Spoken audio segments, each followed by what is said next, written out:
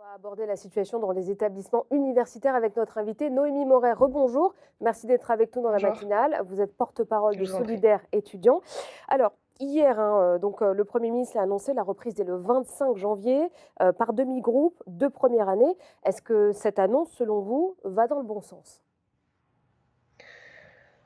Oui, oui, c'est sûr que ça va dans le bon sens. On va pas cracher sur un retour, en présentiel, pour la moitié, des L1 ou, sur la moitié du temps, ce genre de choses. Donc, c'est très bien de faire revenir les premières années en présentiel. Cependant, c'est pas suffisant parce que, bon, déjà la moitié vont devoir se retrouver, on entendait parler tout à l'heure de modalités hybrides pour les collèges et finalement ça va être la même chose, pour les L1 parce que, on va pas avoir les moyens d'accueillir tous les L1 voilà, pour respecter les distanciations sanitaires, etc. Donc, au final, on va faire de l'hybride. Donc, ça veut dire une semaine sur deux. Ça veut dire des étudiants qui vont quand même avoir du distanciel une semaine sur deux et qui vont quand même avoir des risques de décrochage, quoi. Donc, ça va dans le bon sens, mais on attend vraiment de réelles mesures pour le reste des étudiants, quoi. Parce que les deuxièmes années, les troisièmes années, c'est pareil, hein, finalement. Voilà. Donc, on est un peu perplexe.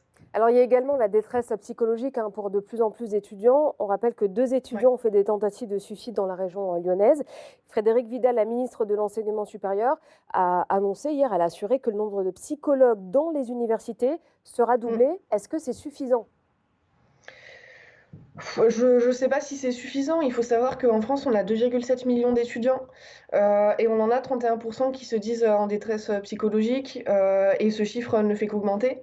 Actuellement, en France, on a un psy pour 30 000 étudiants, tandis qu'aux États-Unis, on en a un pour 1 600. Donc, on est vraiment sur un énorme besoin.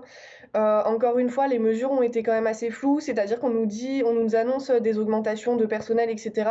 Mais on n'a aucun chiffre, on ne sait pas avec quel argent ce sera financé. Donc en fait, c'est un peu des mesures, voilà, des mesures tape à l'œil, un peu phares pour essayer de calmer la situation, mais finalement, on a rien de concret, quoi. Enfin, je veux dire, en décembre, on nous avait annoncé, bon, parce qu'on parle de situation voilà, psychologique, etc. Mais ça rejoint quand même la question de la précarité étudiante. Et à la mi-décembre, on nous avait annoncé la création de 60 postes d'assistantes sociales. Enfin voilà, 60 postes d'assistantes sociales en France, ça fait un poste pour 45 000 étudiants. Alors qu'à côté, on n'augmente pas les aides sociales, quoi. Donc, c'est encore une fois, on nous fait des belles annonces sans aucun chiffre, sans aucune précision sur comment ça va se passer. Donc, nous, on est perplexe, on n'y croit pas trop. C'est un peu du vent ce qui s'est passé hier soir pour nous. Alors, très rapidement, Noémie Morel, les représentants de la Oui, communauté universitaire vont être reçus aujourd'hui par le Premier ministre et Frédérique Vidal, la ministre de l'Enseignement supérieur. Est-ce que vous oui. avez un message à leur faire passer? Oui, bah écoutez, nous on est aux côtés des organisations syndicales étudiantes et de jeunesse, mais également aux côtés des organisations professionnelles pour appeler à la réouverture des universités le plus rapidement possible et à la mise en place de moyens, parce qu'en effet, on ne peut pas réouvrir les universités et maintenir une sécurité au niveau de la santé.